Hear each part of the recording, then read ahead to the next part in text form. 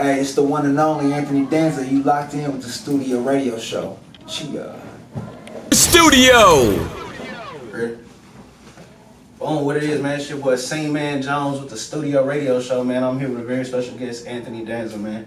Let's hop into it, man. Humble beginnings, man. Where you from? You know what I'm saying? For the ones who don't know, the fans, you know, you in H-Town right now. You know what I'm saying? I don't know what your fan base is like in H-Town, but you know what I'm saying? Everybody might not be hip to the Anthony Danza wave. You feel me? So for the ones who don't know, first of all, who are you before artist? Oh man, Anthony Danza. Well, I'm a dad now. So Oh yeah. Oh, congrats, man. Same. My son is like 4 years old, so I've been doing this for a couple years. But that's something that I get this, you know, a new title I get to slap on. It's probably the most important, honestly. It's a good one. I try not to be cliche and be that dad that like this is why I do it for. Yeah. But I'm enjoying it. Facts, You know, facts. I got a really cool son. He funny as fuck. Yeah. He's really cool to be around, so I'm really enjoying it. So that part is cool. It's crazy how they kind of become your best friend now. I mean, It's like- they gotta be. Yeah, man. It's like Spend that much money on them, they gotta be. Facts.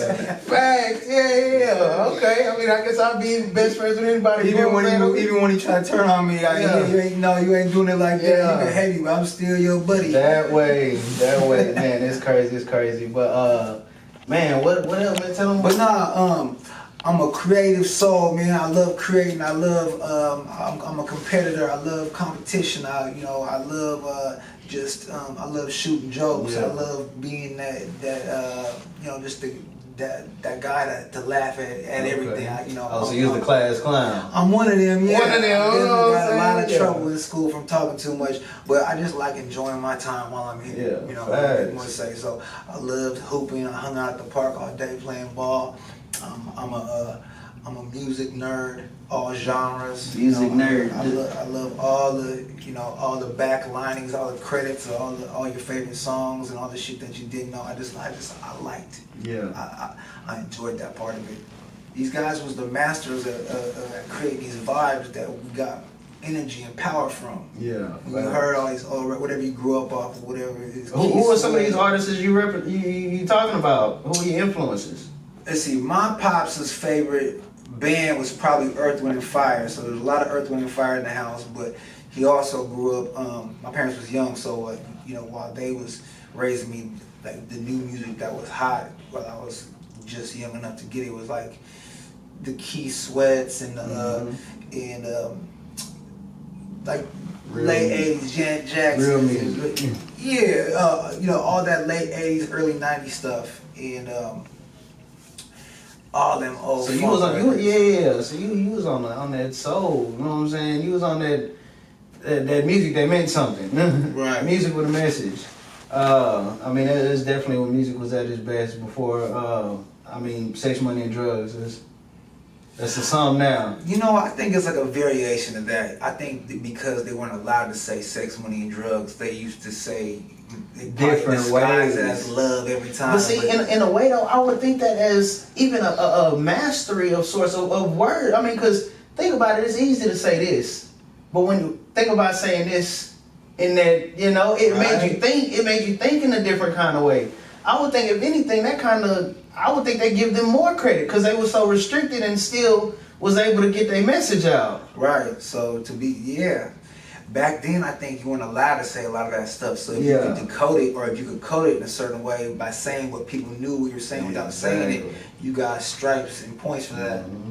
Now you can say whatever you want, so everybody just says it blatantly. So now to say that shit without saying it is the new code. That's why we love Jay so much, is because he was talking that shit to us. He still saying it without saying it. So exactly. So only the ones that know can comprehend what he's saying. Facts. Joe Schmo does not know what he's saying in this line. He understands this part of the line, but he's really talking in another. It was a whole other message that you didn't even.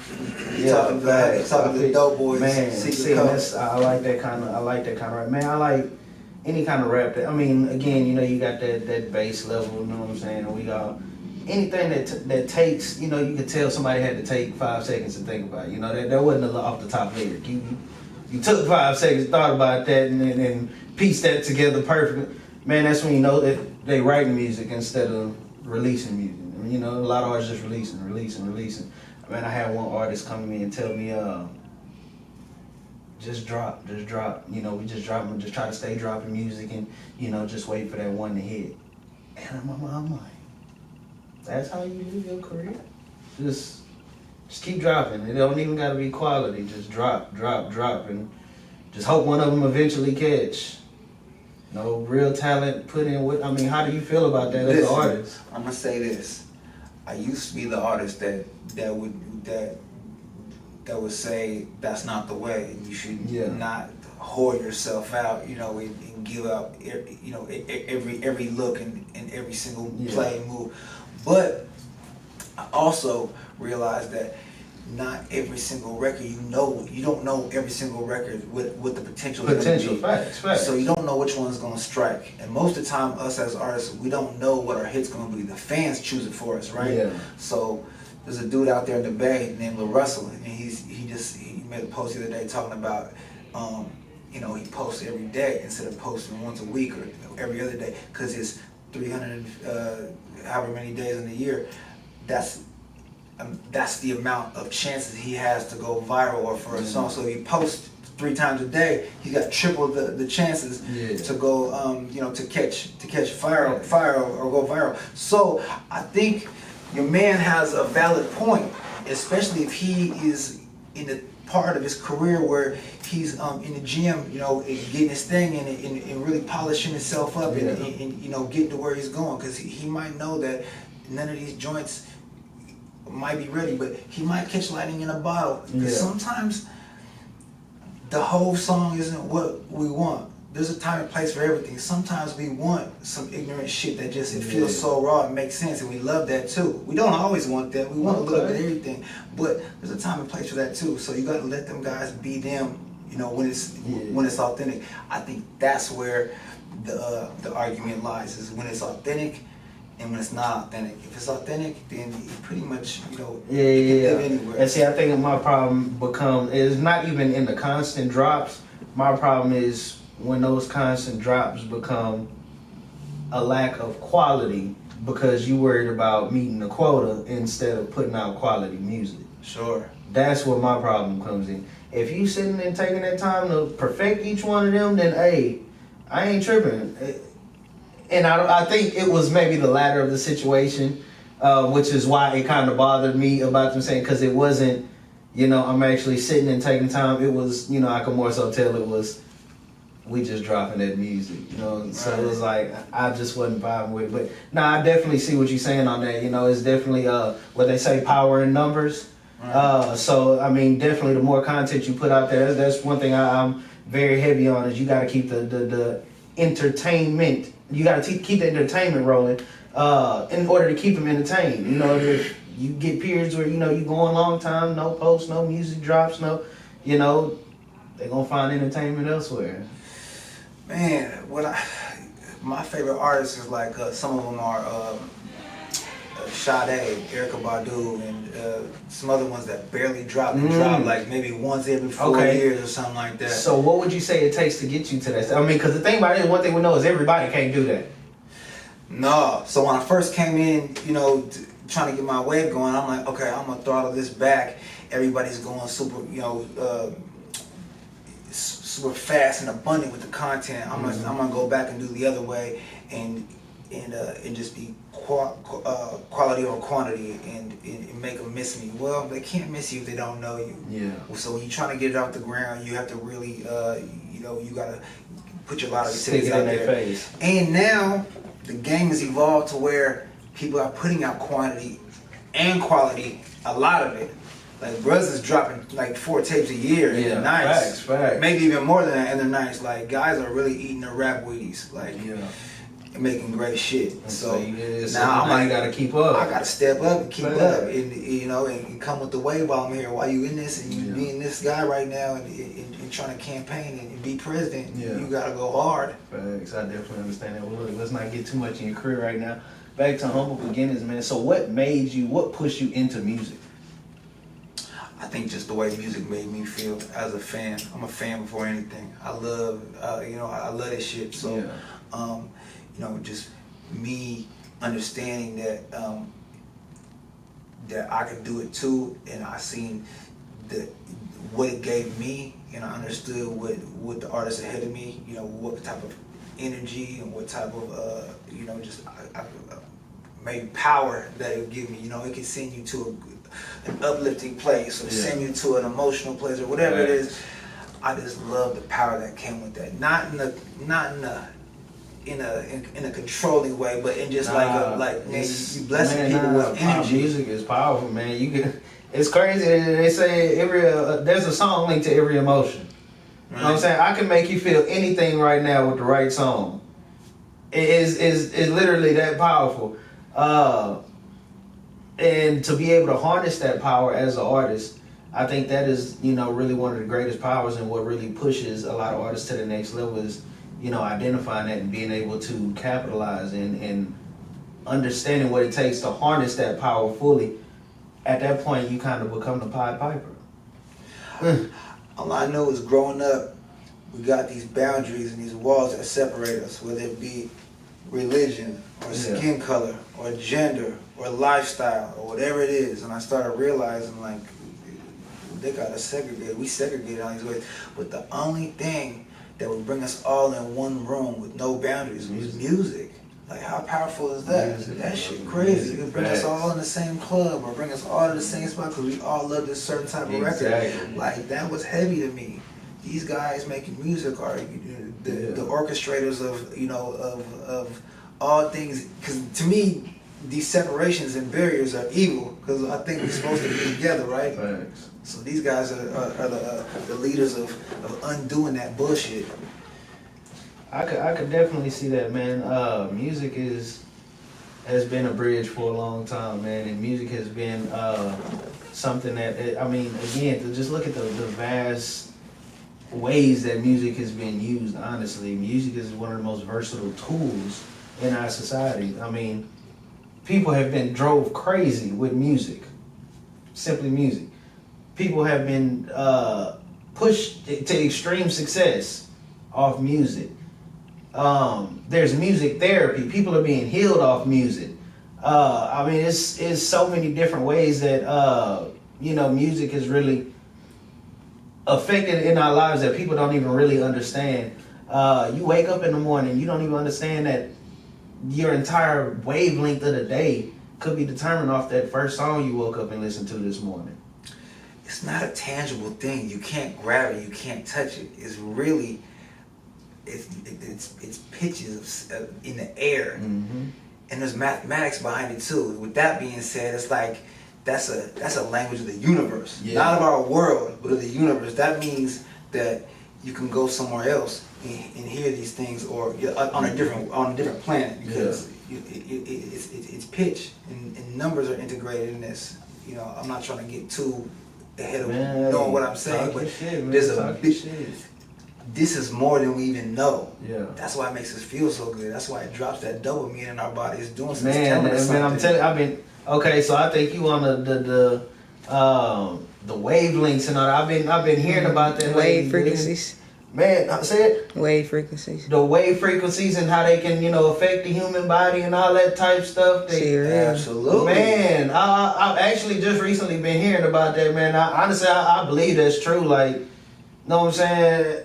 Again, music has done some things you can. That's one thing that I firmly believe. The music that you listen to, I used to wake up and listen to this one song every morning. Sunshine by Twister. I encourage any of y'all to wake up and listen to that first thing in the morning. I'm a very money motivated type person. I'm not a money hungry person, but I'm the type of person I wake up and the first thing I think about is how I'm making another dollar today. Sure. That song is the definition of making money to me. So I would just wake up and play that first thing in the morning just to set my mind in the right mood. And bro, I'm telling you, it just makes I can literally feel my day be better. Some days I wouldn't listen to it, I feel a little bad or something. I'm like, man, this is crazy that it can actually have that kind of effect on you, man. And if it got that kind of effect, your health, we all know health is wealth.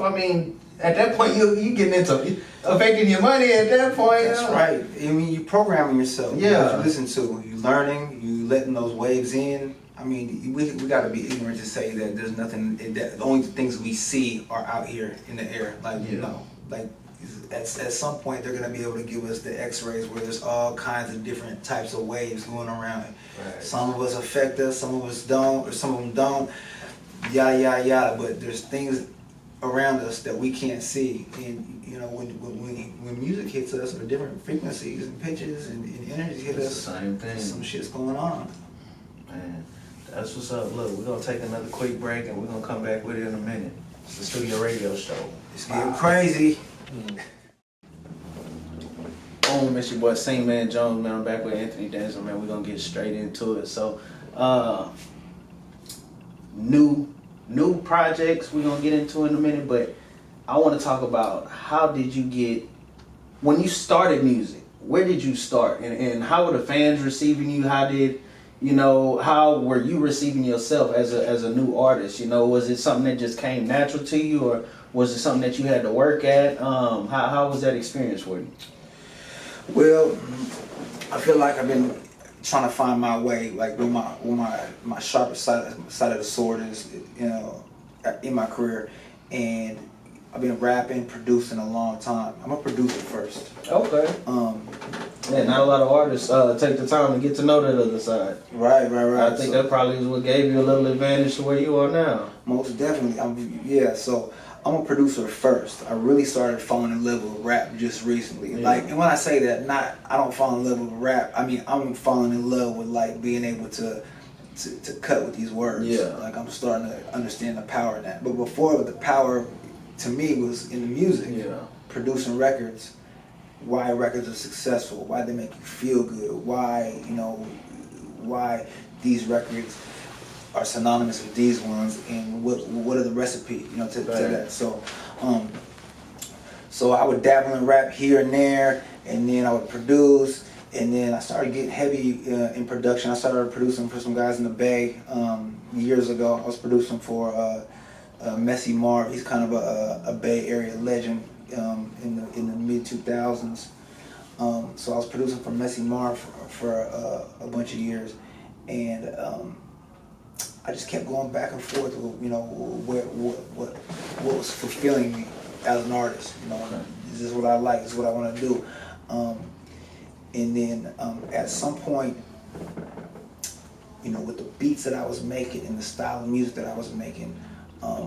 I couldn't attach my production to any rappers where it was bringing me home, where I was being fulfilled. I think Mess hadn't gone back to jail, or he was out the way, and we weren't working anymore. And so I'm kind of looking like, what's my next move? What do I want to do?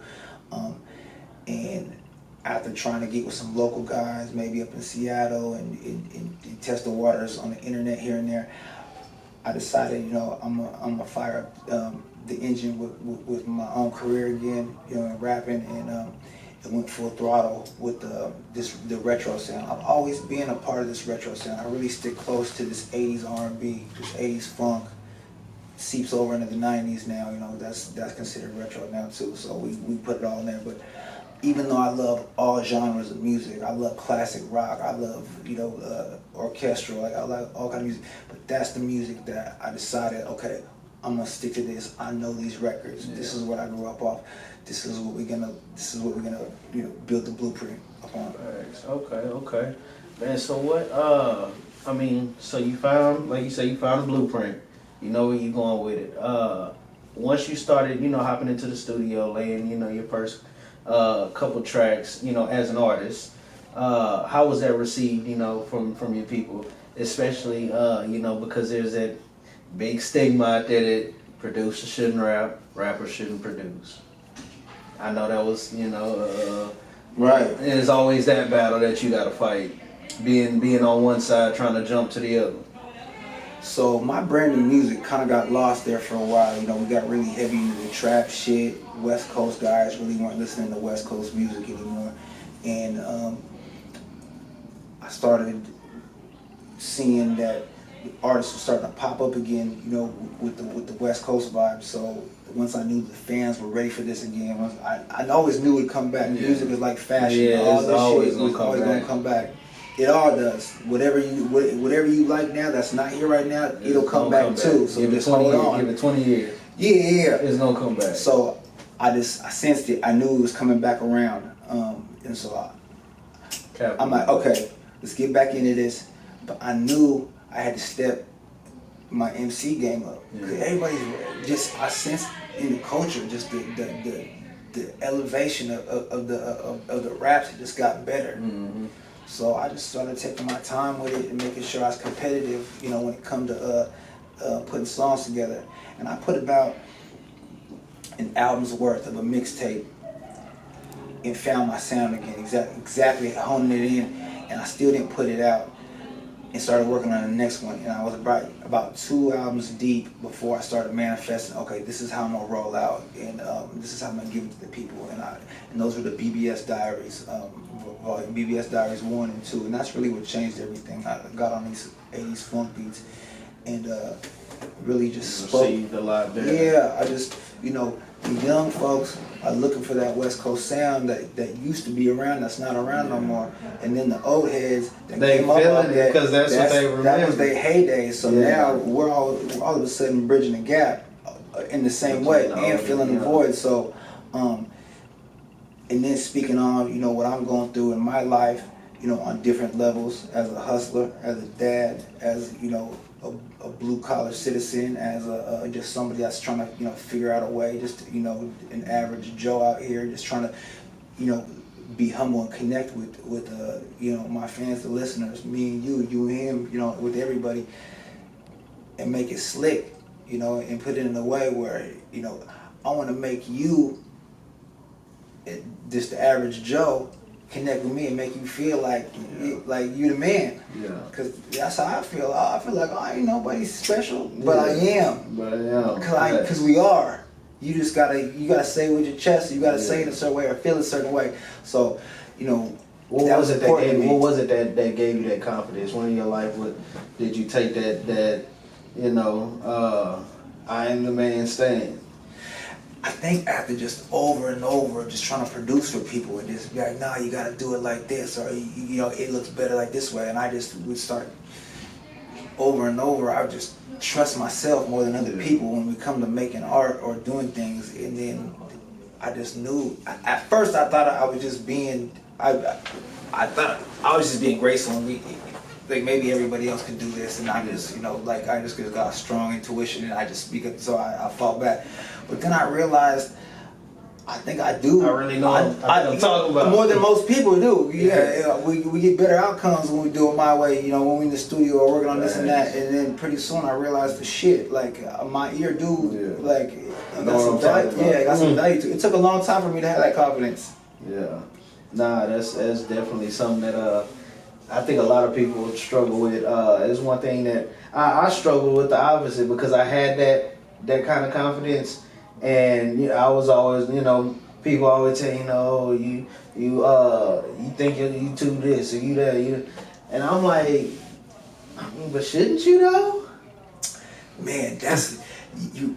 Just like we was talking about earlier, this is a slippery slope, because I think when you practice humility, it opens doors for you to receive a lot of blessings. But if you small up too much and you don't own what you're doing, then you don't grow to your potential. Because I feel like if I would have stood up taller earlier, I'd have been doing this earlier. But the universe is gonna tap you and tell you when it's that time. Same. I definitely understand that, man. I got the same story, but like you say, in due time, one thing the way I try to look at it is, you know, had the universe gave it to you sooner, before all those lessons that you learned in the process, would you have been able to take control of the situation like you have now? So maybe every fall on the way here was for a reason. You wouldn't have been able to. You wouldn't be here today. It'd have been a short run for you.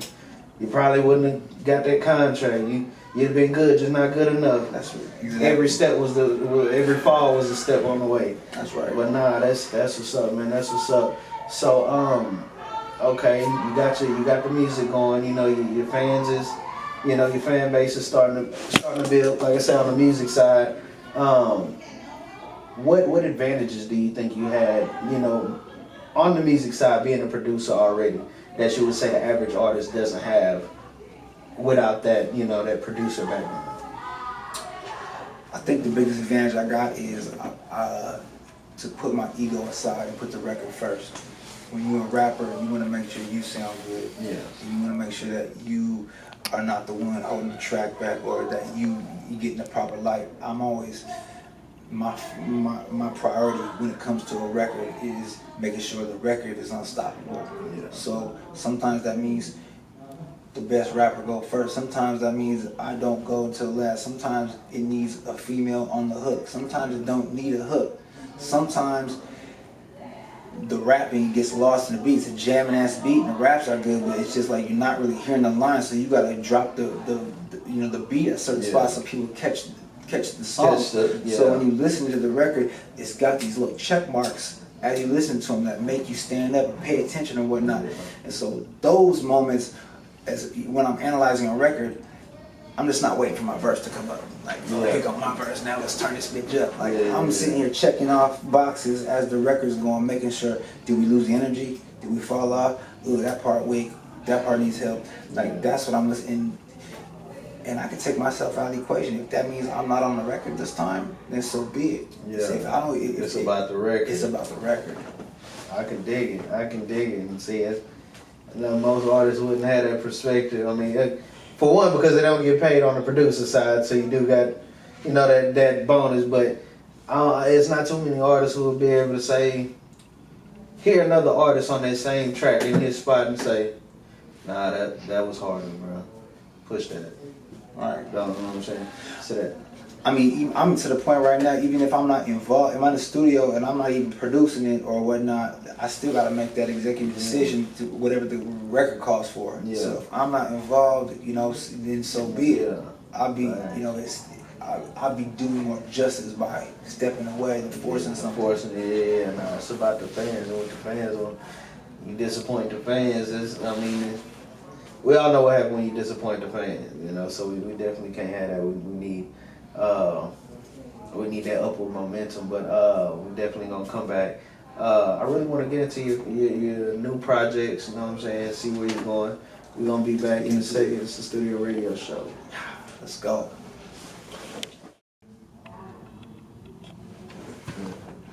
Boom, it's Sceneman Jones, the Studio Radio Show, man. So, new projects, upward momentum, we getting all into it. So, first thing I want to talk about is, you come into the game, like I said, you put your tracks down, your fans is digging you, you starting to get your upward momentum. What was that first check mark off your list that, you know, I mean, like I said, you was on the promotion side first, so I'll start there. What was that first check mark that you hit that was like, you know what I'm saying, this is something, like, you know what I'm saying? This ain't just my mama liking my song, like this right here means something. I don't know if there was a significant moment or a number, but just one of them summers, I think it was the summer like 2019, the comments started getting active. Yeah. People started tagging their friends in it, and people started showing up in the comments like, yeah, I've been jamming this fool for a while, but like people I don't know. Yeah. Like, oh, show your face, dude. Yeah. So that stuff started happening, and I started, you know, understanding and realizing that I was coming with a niche product, as that BBS Diaries 1. Yeah. So after seeing that the BBS Diaries 2 was like that on steroids, and I kind of knew exactly how to come with that. I had a remarkable single in Big Body with Larry June. I knew was gonna hit, and I knew Larry was on his way too. What about that song that you knew was gonna hit? It was just the sample. The record was. It was a perfect storm. And I seen what Larry was doing. I noticed what I was doing and how it's coming. It was a perfect way to fuse both of our arts together. Yeah, exactly. I just knew it was the right record.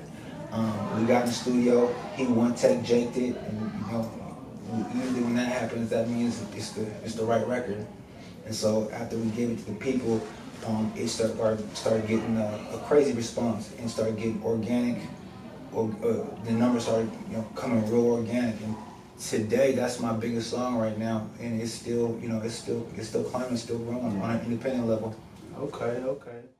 You out here making this shade. Tell the streets what's going on. New projects, new collabs, new. Man, I heard you got some pretty nice features that I need to check out. So after the Larry June song started taking off, and I started getting a fan base acquired, I had been sitting on some records that I had worked on previously, and I just knew it wasn't the right time. I had features with worked with Tory Lanez, and I had a feature with Kevin Gates, and man, how did you come by them? I mean, those are true gem collabs right there. You know, there's not too many people who could say that. Your first one. I mean, because your first one is your first big collab is. That real sweat. Not to say that any other one isn't just, but it's that first one. Who was your first one? My very first big collab. Oh, I don't even know. I think when I reached out to Messy Marv, a long time ago, that was one of my biggest first collabs. Okay. Even though we didn't do it in the studio, I reached out to Nipsey early in his career, and I got a song with Nipsey, and that was a big moment for me because I knew Nipsey was going to be something great. Yeah. And as far as a West Coast record, that was a big deal for me, and it held true. Nipsey is solidified in the history books forever. Big Crit was somebody I worked with. When he was when he first started blowing, when Country Shit came out, he came out to Seattle, and we reached out to Johnny Shipes, and we was able to make that happen. Okay. Tory Lanez was another one when he started booming up. We locked in with him early, made the record quick. It was important for me as a student in music and a student of the game to be on my San Antonio Spurs shit, where I'm really paying attention to guys on the come up, make sure I get good draft picks and invest in the people early, because I'm not somebody that has industry resources. Like, we don't come from LA. I don't have the big homie that's Jermaine Dupri in Atlanta or anything. Yeah, I'm doing everything, a small town kid. So I gotta pay attention to who's doing what before it gets too crazy out of reach. So that's been a real accolade talent. Yeah. So I mean, something like that. I've been able to see something early, but so after BBS Diaries 2 came out and we started getting a nice fan base, then I was able to start dropping a lot of these other records that I've been sitting on, because now I have more eyes on what was going on. So we've been flooding dropping music the last 2 years like crazy. Last year I think I dropped 3 tapes, one soundtrack, and two projects of my own. One of them just made the Seattle Times top albums list here in December. So shout out to Seattle Times. Definitely, man. Small accomplishments. You feel me? Yeah. Small accomplishments. One day they will be. Come on. That's the dream. One day these will be the small accomplishments. It'll be the humble beginnings. Yeah, but pushing forward, we got New Jack Danza. That's the next tape. That's a tape that's themed around the New Jack swing era. I locked in with DJ Fresh. We got Tonight Show, DJ Fresh from the Bay. His Tonight shows, are famed and acclaimed. He's got Tonight shows with, a lot of the big dogs, independent big dogs out here. Currency, Wiz Khalifa, anybody that was kind of, doing independent dope boy rap. We got to take with DJ Fresh. So we got one dropping second quarter this year, and we just gonna keep pushing the issue, man. Definitely, man. Well, tell the fans for one where they can find all your music, productions, and whatever else you got coming to, to the fans. As far as finding me, you're gonna find me at Anthony Danza on YouTube. All my videos is there. I'm heavy on Instagram, Anthony Danza _. And just, I want them to know when you speak of the West Coast, Anthony Danza gotta be That throwing in their name. Yeah, facts. Okay. Well, look, my man definitely came with something to say, and it has definitely been said, man. I'm posted with your boy Anthony Danza, man. It's a studio radio show. We locked in for life. Let's go. Hey, I never even got to let it be known. I love Houston. I love Houston. Hey, man. First of all, what ties you got in Houston? I mean, you told me your boy, man. Shout to you Houston Connect out. I'm sorry. Look, I'm trying to get at. Me and AB713, we met over music. You know, he had that sound. You know, it reminded me of old Pimp C, Tila. You know, that real golden era of you know, Midwest Southern. You know, country rap tunes. Look, give my man 30 seconds, man. Tell him what's up and where you from. Hey, what's going down? AB713, Southside, Houston, Texas. You know what I'm talking about? With Danza, we can get it in. We got a new album project somewhere. Me and him got some collabs going together. So good stuff going on. That'll work, man. Hopefully one day you'll be in the hot seat. He's a real humble dude, amazing talent, crazy talent. I told you, he said I got an eye for talent. I'm telling you, this is one of the picks. Yeah, one of the picks, man. Well, look, man, if you ain't got on board, look, tell them go ahead and drop their stocks. Drop something on the stocks. Okay, well, look, man, hey, it's sold, man. It's a studio radio show, man. We out.